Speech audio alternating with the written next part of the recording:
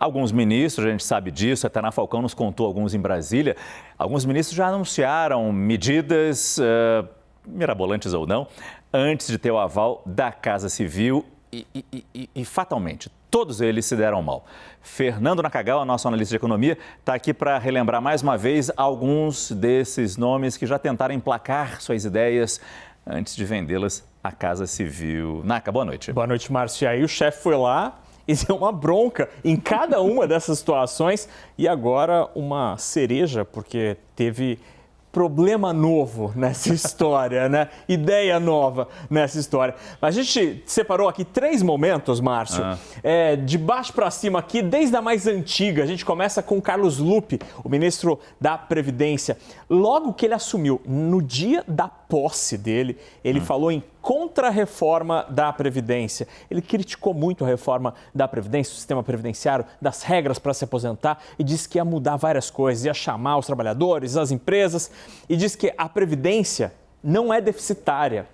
Eu vou provar isso. Os números mostram, é matemático. A Previdência gasta muito mais do que arrecada. E aí o Estado, o Tesouro Nacional, acaba bancando esta conta. Está na conta, está ali, tudo bem. Porque a Constituição prevê que programas sociais, por exemplo, são pagos pela Previdência. O que não dá para ir contra os números, Márcio. A Previdência tem um número negativo e Carlos Lupe disse que ia provar para todo mundo que esses números estavam errados. Até agora, 3 meses já de governo, não mostrou os dados. Mas, na época, até Rui Costa falou assim, olha, tem ministro aí falando umas coisas, foi mais ou menos o mesmo pito, só que hoje do chefe do Rui Costa também. Luiz Marinho, ministro do Trabalho, Márcio, criticou, por exemplo, quando algumas empresas, alguns analistas disseram que a eventual medida de regulamentação do transporte por aplicativos poderia fazer com que algumas empresas deixassem o Brasil. E ele menciona, se a Uber quiser sair do Brasil, a gente chama os Correios para substituir. Na época, por que ele disse isso? Porque, por favor, Márcio. Não, essa não merece nem pito do chefe, né? Exatamente. Essa o chefe riu. Pois é.